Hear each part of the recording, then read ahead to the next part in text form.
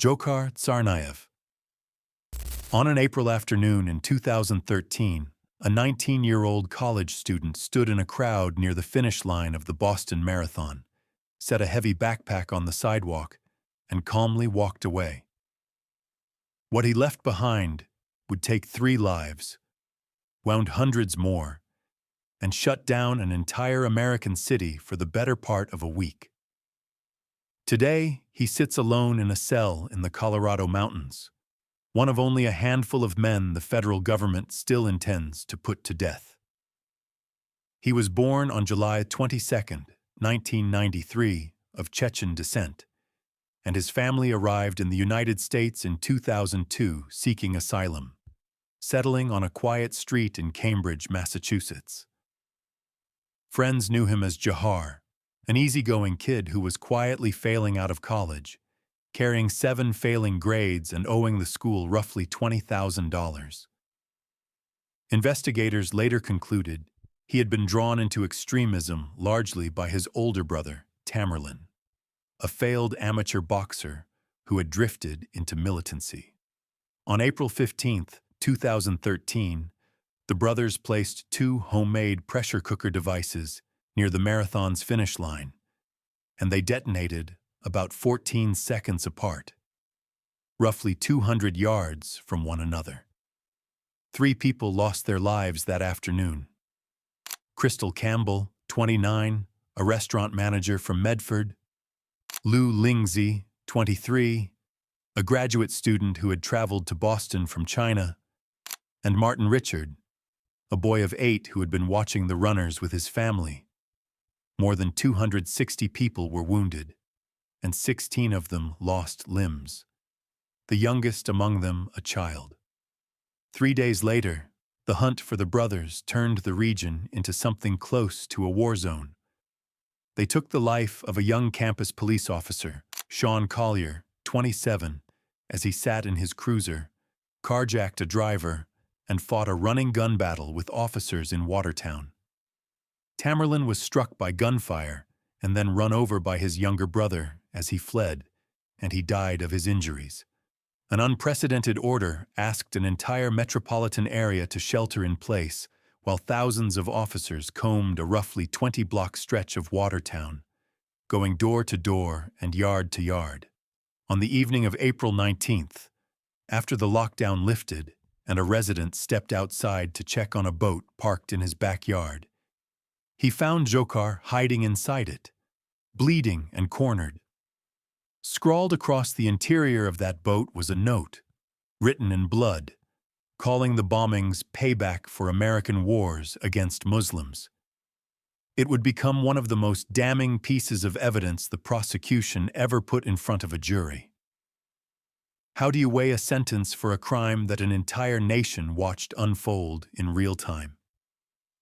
The trial was held in federal court in Boston, and his own attorney, Judy Clark, conceded his role from the very first day, casting him as a follower swept along by his brother.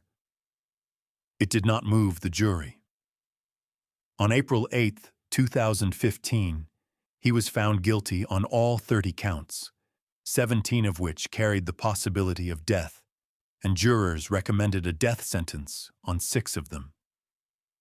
On June 24, 2015, Judge George O'Toole formally imposed death alongside consecutive life terms.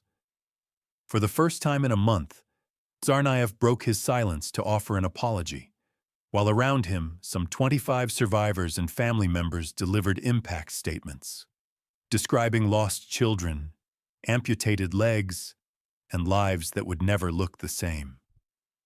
Prosecutors had argued he showed no remorse, pointing to security footage of him buying milk at a store minutes after the bombings, as though nothing had happened. The appeals stretched on for years. A federal appeals court threw out the death sentence in the summer of 2020, only for the Supreme Court to reinstate it in March of 2022. In a 6-3 decision written by Justice Clarence Thomas, one appellate judge, Roger E. Thompson, had already stated the reality plainly, writing that whatever happened next, Tsarnaev would spend his remaining days locked away, with the only open question being whether he would die by execution. He was moved to the federal complex at Florence, Colorado, in the summer of 2015 and placed inside ADX itself within weeks, the Bureau of Prisons citing unique security requirements. ADX Florence is the most secure prison the United States operates, a place where men live alone in soundproofed concrete cells for roughly 23 hours a day, eat through a slot in a steel door, and can go years with almost no direct human contact. A former warden once described it as a cleaner version of hell. Tsarnaev remains there today on federal death row, an unusual arrangement, since most federal death sentences are held at a facility in Indiana. When President Biden commuted the sentences of 37 of the 40 men on federal death row in December of 2024, Tsarnaev was one of only 3 men left untouched. Put in the simplest terms, the president spared nearly everyone awaiting federal execution, and Tsarnaev was not among the spared. Litigation over claims of juror bias carried on into 2025. From inside his cell, he even filed a lawsuit over the conditions of his confinement, citing the confiscation of a baseball cap and a bandana and a limit of 3 showers a week. Because his appeals remain active, no execution date can be set. As of now, he is confined to ADX Florence, awaiting a resolution that may take the rest of his natural life to arrive. His cell sits inside a place built for men the government believes can never again be trusted with contact. One corridor over is a man whose case began more than a decade before the marathon, bound to the single deadliest attack ever carried out on American soil. Zacarias Moussaoui. He is the only person ever convicted in an American civilian courtroom in connection with the September 11th attacks, remembered by prosecutors as the 20th hijacker. But the most unsettling part of his story is not what he did. It is how close the government came to stopping the entire plot, and how badly it missed. He was born on the 30th of May, 1968, in the coastal French town of Saint-Jean-de-Luz, to Moroccan immigrant parents, and was raised near Narbonne. He was a strong student and a gifted athlete who earned a master's degree in international business in London, then radicalized inside the city's hardline mosques before training at a militant camp in Afghanistan. His own brother later wrote a book about watching him transform, describing the racism and rejection that had eaten at him in his youth. By early 2001, he had entered the United States with one purpose in mind. He took flight lessons in Norman, Oklahoma, then moved on to Boeing 747 simulator training in Eagan, Minnesota, where an instructor grew so uneasy about a student with no aviation background wanting to steer a jumbo jet that the school telephoned the FBI. Agents arrested him on the 16th of August, 2001, on an immigration violation, and in his belongings they found aircraft manuals, a flight simulator program, knives, and a phone number linked to one of the men financing the coming attacks. A Minneapolis agent named Harry Samet warned his superiors that Moussaoui was a terrorist more than 70 separate times. And no, that number is not an exaggeration. He would later accuse headquarters of criminal negligence for the way his warnings were buried. A request to search Moussaoui's laptop was denied, a failure later exposed by whistleblower Colleen Rowley, and weeks after the arrest, the towers fell. If the warnings had been heard, would there have been an attack at all?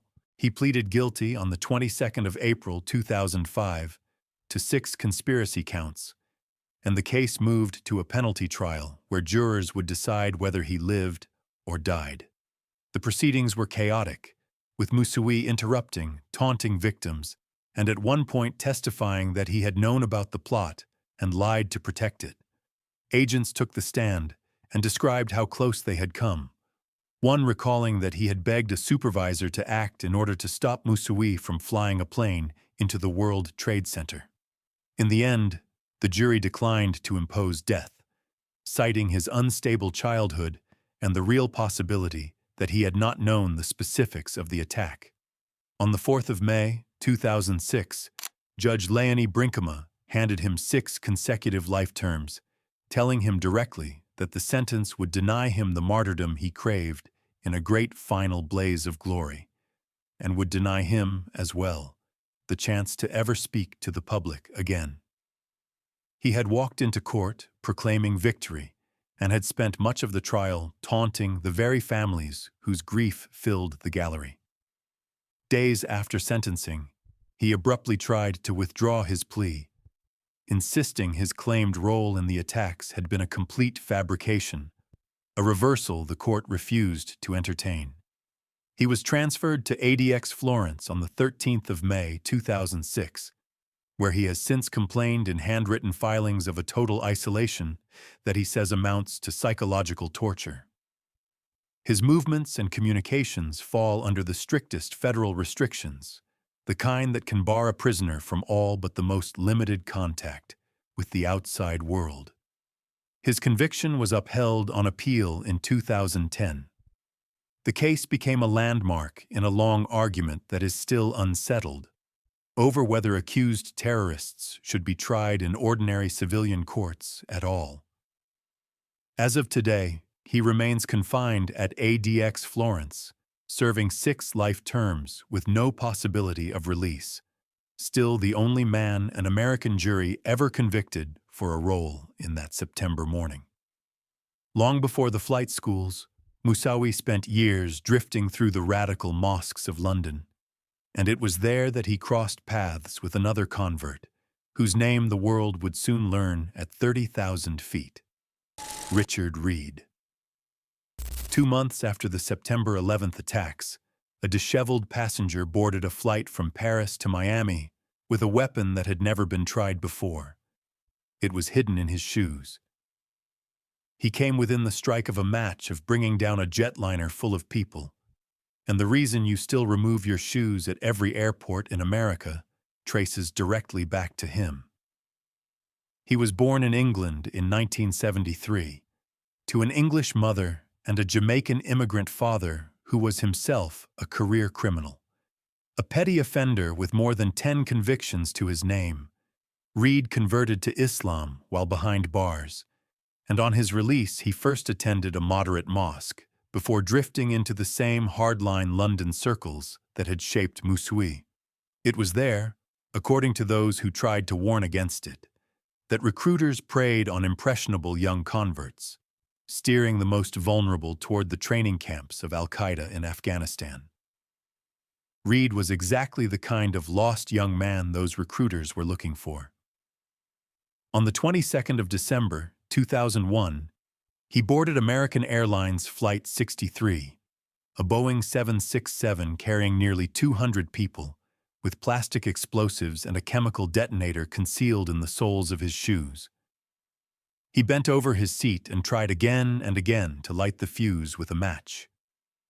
A flight attendant, catching the smell of sulfur and seeing what he was doing, confronted him, and when he shoved her aside, passengers and crew swarmed and pinned him after a violent struggle, using belts and headphone cords to bind him while a doctor on board sedated him. The plane was diverted safely to Boston under fighter escort, and the FBI arrested him at the gate. The explosive packed into his soles was of a type that ordinary airport screening at the time was not built to catch, which is precisely why the plan had seemed viable to the men who sent him. A co-conspirator who had been meant to carry out a matching attack on a separate flight lost his nerve and backed out, later drawing a 13-year sentence in Britain. What kind of sentence do you hand a man who tried and failed to end 200 lives at once?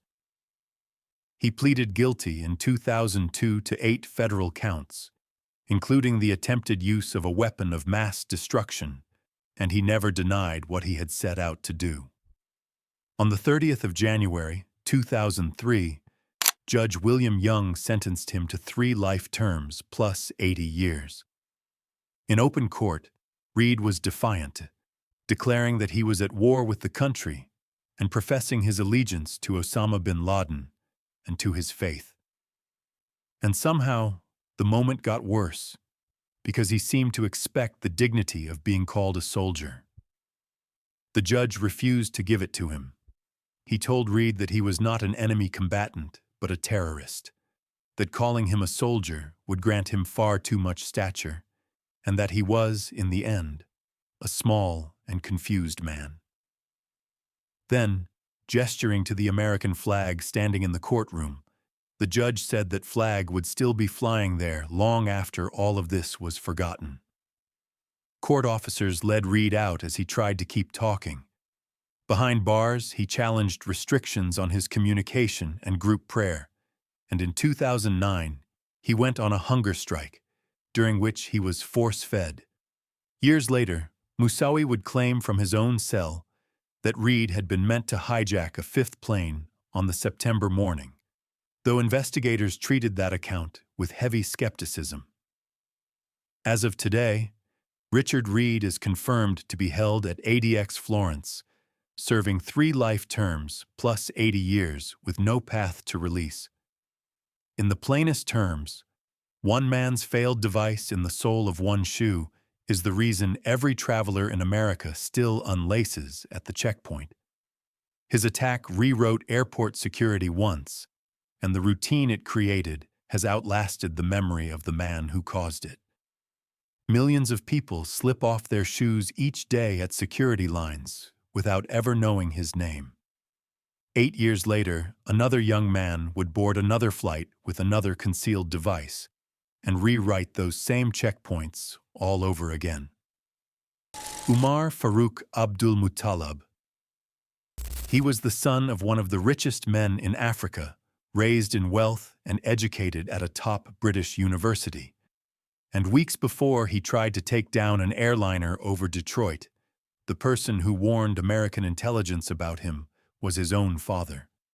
He was born on the 22nd of December, 1986, in Lagos, Nigeria.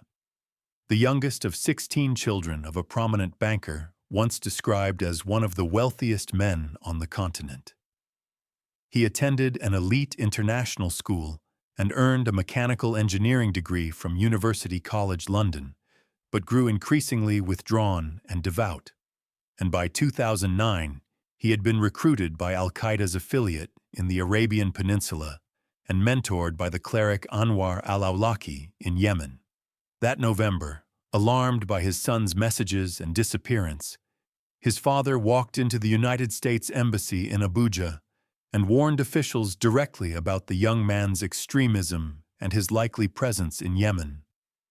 The warning was logged. It did not stop him from buying a ticket, boarding a plane, and nearly bringing it down over an American city on Christmas Day. On Christmas Day, 2009, aboard Northwest Airlines Flight 253 from Amsterdam to Detroit, carrying 289 other people, he tried to set off an explosive sewn into his underwear just as the plane began its descent toward the city. The device caught fire instead of detonating fully, and a passenger named Jasper Shuringa, seeing the flames and hearing the commotion, lunged across the cabin. And together with the crew, he pulled the burning man from his seat and beat out the fire. He was arrested the moment the plane reached the gate at Detroit's airport, and the plot, had it worked, would have brought down a jetliner over an American city on one of the busiest travel days of the year. How does a man slip through when his own family had already sounded the alarm? He was charged with 8 counts, among them the attempted use of a weapon of mass destruction and the attempted murder of the 289 other people on that aircraft. He chose to represent himself for stretches of the case, and he pleaded guilty on the 12th of October, 2011, describing his failed bomb without a trace of remorse as a blessed weapon. On the 16th of February, 2012, Judge Nancy Edmonds sentenced him to 4 life terms plus 50 years without parole. The Attorney General at the time, Eric Holder, called him a remorseless terrorist who believed it was his duty to take American lives. When he appealed, the court rejected it, and one judge described him as an educated and adept individual who had made a series of calculated decisions in the name of martyrdom. The cleric who had guided him, Anwar al-Awlaki, was taken out by an American drone strike in Yemen in 2011, before the sentencing was even complete. He was transferred to ADX Florence in March of 2012, and in 2017 he sued the Justice Department, alleging he was held in long-term solitary confinement under special restrictions, force-fed during hunger strikes, and mistreated over his religious practice. As of today, he is confirmed to be held at ADX Florence, serving 4 life terms with no chance of release. His failed attack changed how the world flies. In the months that followed, full-body scanners were rolled out across airports in the United States and beyond, and the search of a passenger's body became a routine most travelers now accept without a second thought. A device that never fully detonated ended up reshaping the daily experience of hundreds of millions of people. His case also exposed how a plot could be built entirely around a single charismatic cleric operating from Yemen, a man whose sermons reached across oceans and turned a privileged engineering student into a weapon. Abdul Muttalib came from money, and his warnings came from within his own family. The next man also came from privilege, from a military household in Pakistan, but he chose to bring his violence not to the sky, but to the busiest street corner in America. Faisal Shahzad. He had taken an oath of loyalty to the United States and become a citizen only a year before he tried to detonate a car bomb in the heart of Manhattan. He picked the busiest hour of the evening on purpose, studying webcams to find the moment that would cause the most harm. What saved hundreds of lives that night was, by his own admission, luck he never intended to give. He was born on the 30th of June, 1979, in Pakistan, the son of a retired senior Air Force officer, and came to America to study, earning a business degree and settling into work as a junior financial analyst in Connecticut. He became a naturalized citizen on the 17th of April, 2009. Weeks later, he was in the Pakistani region of Waziristan, receiving 5 days of bomb-making instruction from the Pakistani Taliban. That is not a typo. The same man who had just raised his hand and sworn loyalty to his adopted country was, within a matter of weeks, learning how to build a car bomb from one of the region's most violent militant groups. Back in the United States, he quit his job, stopped paying the mortgage on his Connecticut home, and let it fall into foreclosure, freeing himself from the life he had built. On the 1st of May, 2010, he parked a sport utility vehicle packed with fireworks, propane, gasoline, and fertilizer in the middle of Times Square, timed for the peak of the pedestrian rush on a warm Saturday night. The bomb failed to go off. Street vendors noticed smoke curling from the vehicle and flagged down a mounted police officer, and the bomb squad disarmed the device before it could ignite. Investigators traced the vehicle through its identification number and closed in fast. He was pulled off an Emirates flight at Kennedy Airport just as it prepared to leave for Dubai. Under questioning, he made the coldness of the plan plain. He admitted he had studied public webcams to work out the hour when the square would be most crowded, and that he would have set off a second bomb somewhere in the city. About 2 weeks later, had he not been caught first. Why would a man who had sworn allegiance to a country turn around and try to take the lives of its people? He pleaded guilty in June of 2010 to a 10-count indictment, and on the 5th of October 2010, Judge Miriam Cederbaum imposed the mandatory sentence of life in prison. Asked in court whether he had sworn allegiance to the United States when he was naturalized, Shahzad answered that he had sworn it, but had never meant it, and he warned that the war with Muslims had only just begun. The judge told him she hoped he would spend his years considering whether his faith truly gave him the right to take innocent lives. The prosecutor, Preet Bharara, called him a remorseless terrorist who had betrayed his adopted country, and the city's police commissioner, Ray Kelly, said it was only right that he forfeit his freedom for life after trying to forfeit the lives of innocent New Yorkers forever. Unlike some of the men held in that facility, whose placement is documented in prison records and their own lawsuits, his location rests on reporting rather than confirmation, so it is most honest to say he is reportedly held at ADX Florence. Wherever he sits, he is serving a life sentence with no possibility of parole. His case stood out because it collapsed the comfortable distance between foreign threats and homegrown ones.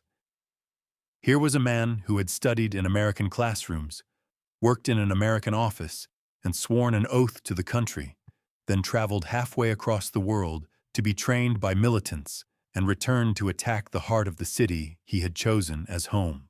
Shahzad tried to turn a crowded square into a scene of mass casualties and failed only because his device would not fire.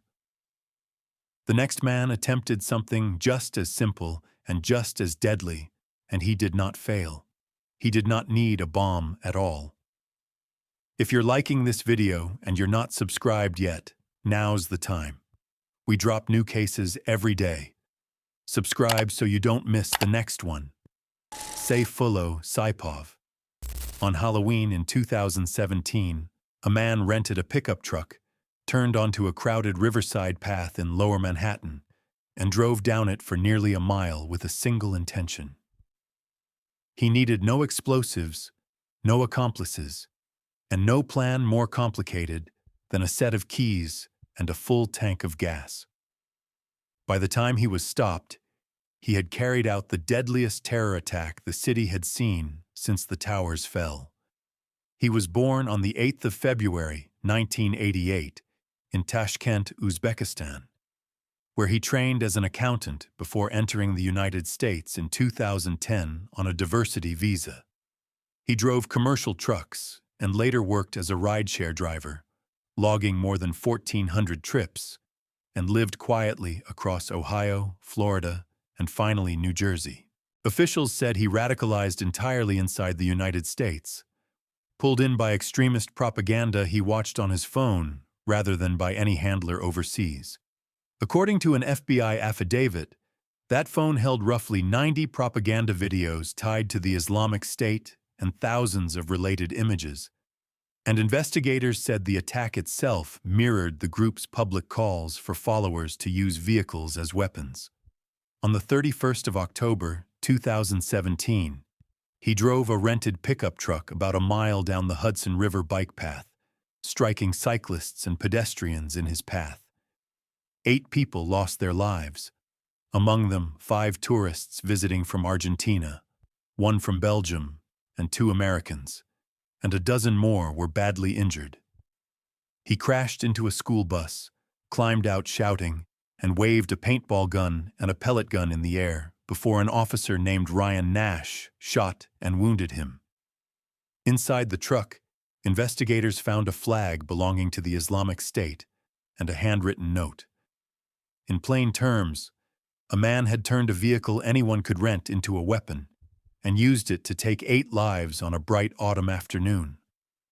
Among those lost were a group of old friends from a small town in Argentina, in New York, to celebrate a school reunion, a trip decades in the making that ended on a bike path they had chosen for a sunny afternoon ride. What sentence fits a crime carried out with nothing more than a rented truck? He was convicted on the 26th of January 2023 on all 28 counts. His was the first federal death penalty trial to reach a jury under the Biden administration, and 2 months after the verdict, that jury deadlocked on whether to impose death. Because they could not reach agreement, the sentence became life by default. On the 17th of May, 2023, Judge Vernon Broderick handed him 8 consecutive life terms, plus 260 years, plus 2 more concurrent life sentences. The United States Attorney called it a horrendous terrorist attack, driven by Saipov's loyalty to the Islamic State. The judge said the conduct was among the worst he had ever seen, both for its impact on the victims and for the sheer unrepentant nature of the man in front of him. More than 20 survivors and relatives faced him in court, and one mother, whose son had lost his life that day, said it disgusted her that he got to wake up every morning while her son never would. Saipov had smiled while describing the attack to investigators and had asked to hang an extremist flag in his hospital room. His placement rests on sentencing coverage and inmate lists rather than confirmed records, so it is most accurate to say he is reportedly held at ADX Florence, where he was expected to spend most of every day alone in a concrete cell. He reportedly threatened corrections officers even after his conviction, showing the same cold defiance that had marked him from the moment of his arrest. His attack fit a grim pattern that had spread across the West in those years, of followers who needed no bomb-making skill and no direct contact with any group, only a rented vehicle and a crowd. As of today, he is reported to be held at ADX Florence, serving a sentence that guarantees he will die behind its walls. Saipov used a truck. A year before him, another man had tried to bring that same terror to the city's streets using something older and cruder: pipe bombs and a pressure cooker scattered across 2 states. Ahmad Khan Rahimi. On a September evening in 2016, a pressure cooker bomb tore through a quiet block in the Chelsea neighborhood of Manhattan, sending shrapnel flying across a crowded street. More than 30 people were hurt. That prosecutors would later describe it as some kind of miracle that no one lost their life tells you just how close it came. He was born on the 23rd of January, 1988, in Afghanistan, and came to the United States as a boy, growing up in Elizabeth, New Jersey, in an apartment above his family's fried chicken restaurant. He traveled repeatedly to Afghanistan and Pakistan between 2011 and 2014, returning, by several accounts, more withdrawn and more devout than before. His own father contacted the FBI in 2014 to raise concerns about him. Investigators would later find writings in which he praised Osama bin Laden and Anwar al-Awlaki. On the 17th of September, 2016, he planted a string of bombs across New York and New Jersey. One detonated near a charity race for the Marines along the Jersey shore, and no one was hurt only because the run had been delayed and the route was empty at the moment it went off. That evening, a pressure cooker device packed with ball bearings exploded on West 23rd Street in Chelsea, injuring more than 30 people across a crime scene that stretched some 650 feet, while a second device planted a few blocks away, on West 27th Street, failed to go off and was recovered intact. A backpack of pipe bombs later turned up at a train station in Elizabeth, New Jersey. The Chelsea blast was violent enough to hurl a heavy steel dumpster more than 100 feet down the street. And somehow, it gets worse, because he was still carrying live devices when the manhunt for him began. Investigators identified him with unusual speed, tracing a cell phone wired to the unexploded Chelsea bomb back to him and matching his fingerprints on the devices themselves. His photograph went out to millions of phones as an emergency alert, one of the first times that system had ever been used to hunt a suspect in real time. After a 2-day search, a bar owner spotted a man asleep in his doorway in Linden, New Jersey, and called it in. When officers approached, Rahimi opened fire, and in the gun battle that followed, he was wounded and 2 officers were hurt, one of them saved by the vest that stopped a round meant for his chest. How do you weigh the intent of a man whose bombs were built to take lives, even in the cases where, by sheer chance, they did not? He was convicted on the 16th of October, 2017, on all 8 federal counts, including the use of a weapon of mass destruction, after a 2-week trial before Judge Richard Berman. On the 13th of February, 2018, the judge imposed 2 life sentences plus 30 years, calling the crime heinous, wanton, and life-threatening, and saying it was inexplicable that anyone would do such a thing on purpose.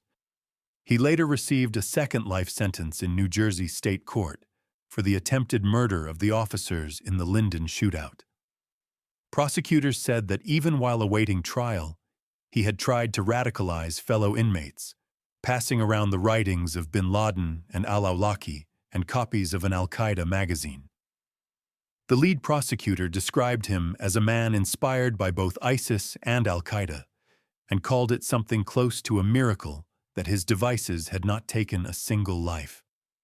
As of today, he is reported to be held at ADX Florence, serving multiple life sentences with no possibility of release. What lingers about his case is not the scale of the harm, which was mercifully limited, but the intent behind it. He built devices meant to kill as many people as possible in one of the most crowded neighborhoods on Earth, and the only reason a wall of names does not follow his story is the imperfect wiring of a bomb. Every man so far carried a violent ideology imported from somewhere far away. The next man believed in nothing but himself. He was not a terrorist at all. He was a businessman, and his business was fear. Caboni Savage. He is the only man on this list who never claimed a cause, never pledged himself to a flag, never spoke a word about martyrdom. He was a Philadelphia drug boss who ordered one of the most horrific acts of witness intimidation in American history, and he did it from inside a jail cell. In a single night, 6 people lost their lives, most of them children. He was born on the 1st of January 1975 in Philadelphia, a former amateur boxer who grew into one of the most feared drug traffickers in the north of the city, running his operation from the late 90s until around 2010. He stands alone among these 10 as a purely domestic figure, included not for any ideology but for a cruelty that set him apart, even among men who take lives for a living. By the time the government finished building its case, it had tied his name to one of the most brutal witness intimidation crimes the country had ever prosecuted, and to more homicide convictions than any single defendant in modern Philadelphia history. After Savage was indicted on federal drug charges in 2004, he learned that a former associate had begun cooperating with the government. From behind bars, awaiting his own trial, he ordered the firebombing of that man's family home in North Philadelphia in the pre-dawn hours of the 9th of October, 2004. 6 people lost their lives in the blaze, among them the cooperating witness's mother and several of his young relatives, most of them children. Savage's own sister helped relay the order. In all, investigators would come to tie him to a dozen deaths over the life of his organization. But it was the firebombing and the children lost in it that came to define him. And no, that detail is not an exaggeration.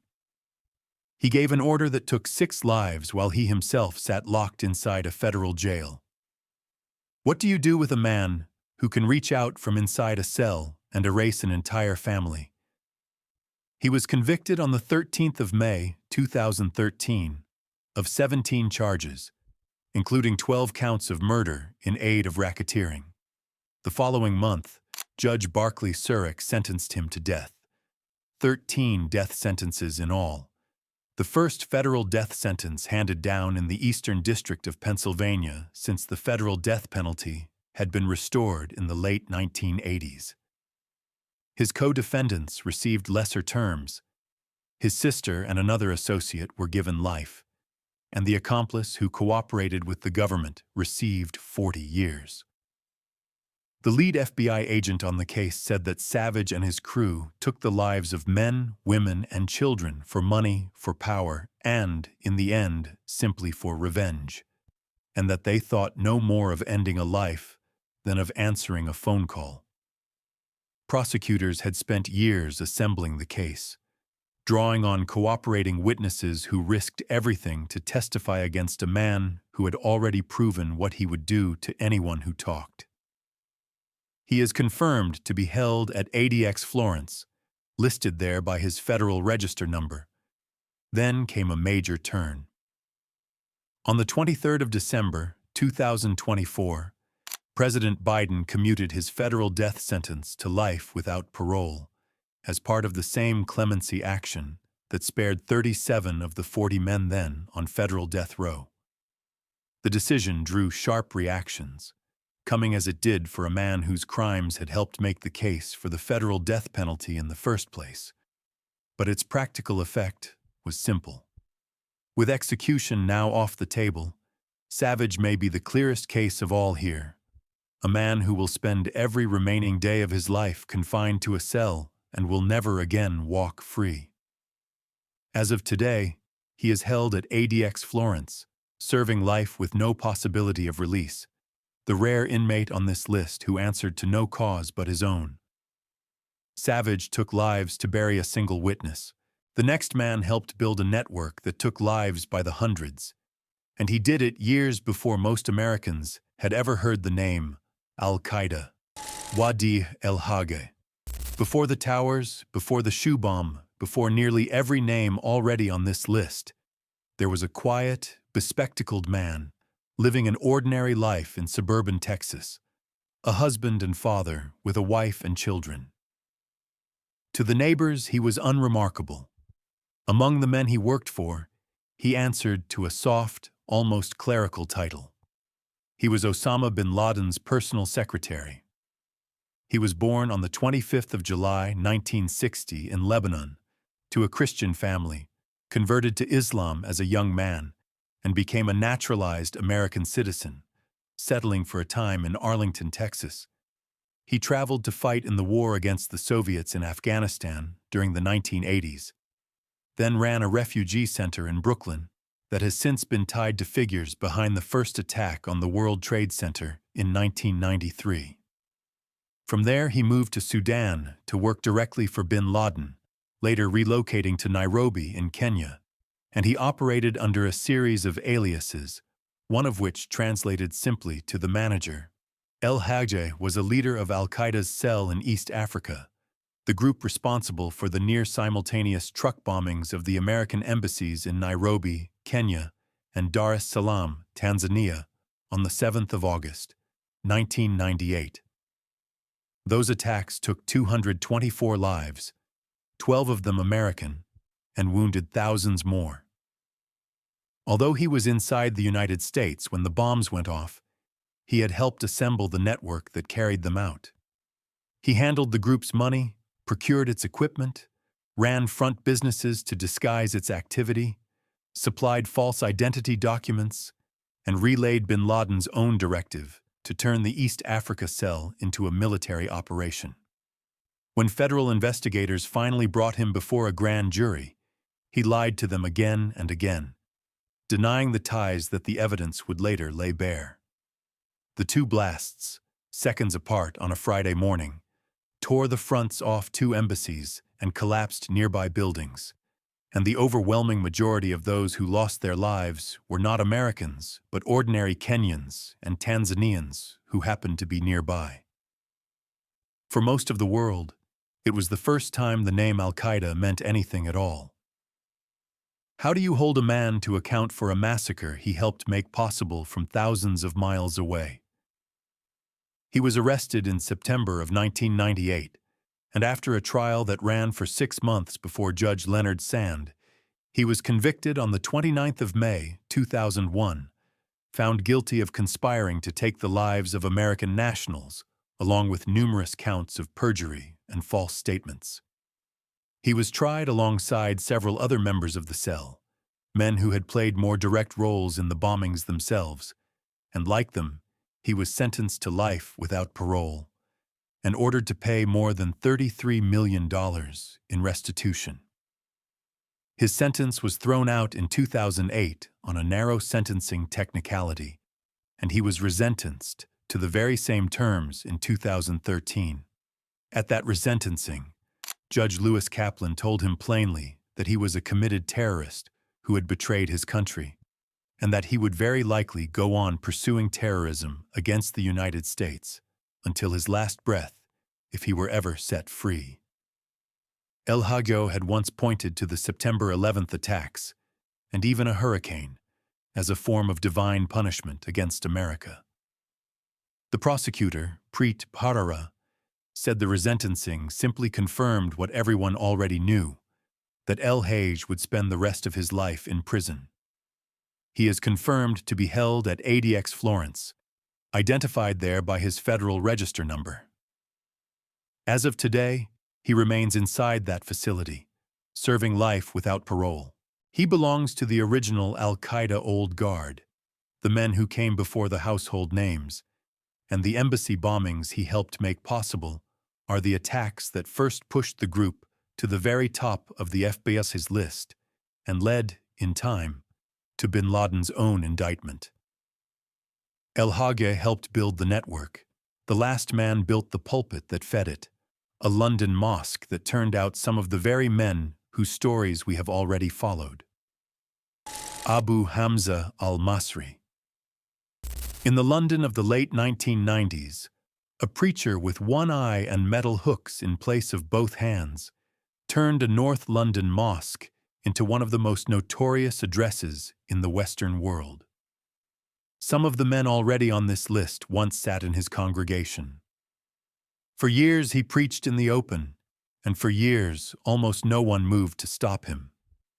He was born in Alexandria, Egypt, in 1958, the son of an army officer, and came to Britain around 1979, where he first lived a largely secular life and even worked for a time as a nightclub bouncer in London.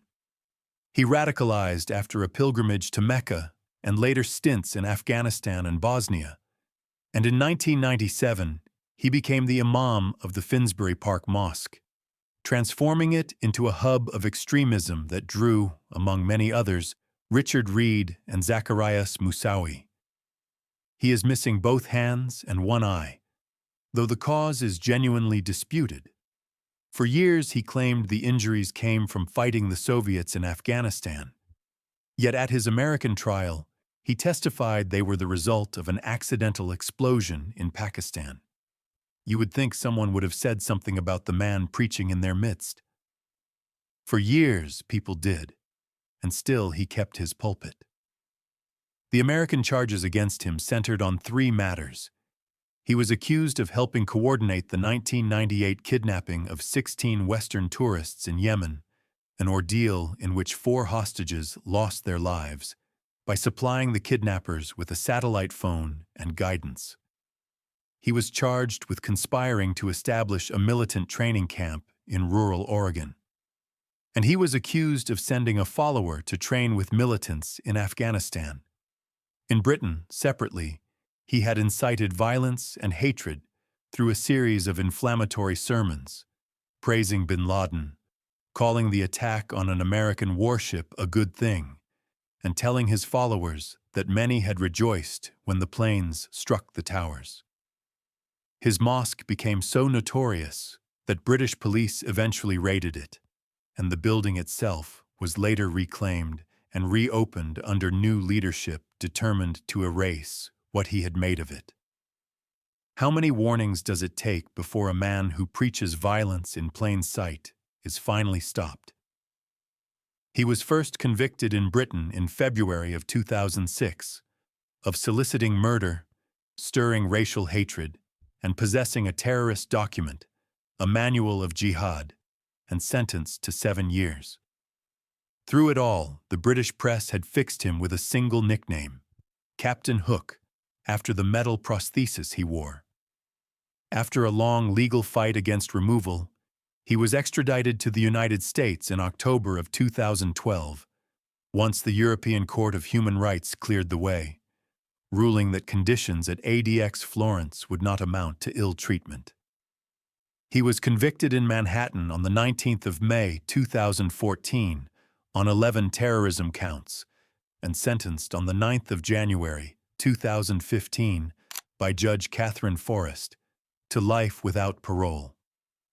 She told him she did not believe the world would be safe with him free in 10 years, in 15 years, or ever, and she called his crimes barbaric. The prosecutor, Preet Bharara, described his long, blood-soaked journey from cleric to convict, from imam to inmate, as finally complete. For a man who had spent years turning a house of worship into a recruiting ground, the sentence closed the door for good. He is confirmed to be held at ADX Florence. His hook prostheses were taken from him on arrival and replaced with a soft, prosthetic eating utensil, and he has filed suit over his conditions, citing solitary confinement, his lack of forearms, and the difficulty of even opening a sealed food package without hands. The man who once commanded a mosque and a following now spends his days alone in a cell, unable to manage the smallest tasks without help. As of today, he remains inside that facility, serving life without parole, the ideological thread connecting several of the men who now share those corridors with him. All 10 of these men now live out their days in the same remote facility high in the Colorado mountains, sealed away in near total isolation with no realistic path to freedom. Whatever they once told themselves they were fighting for, the world outside has moved on without them, and the steel doors of ADX Florence will almost certainly be the last thing each of them ever knows. Thanks for watching. Click here for the next video.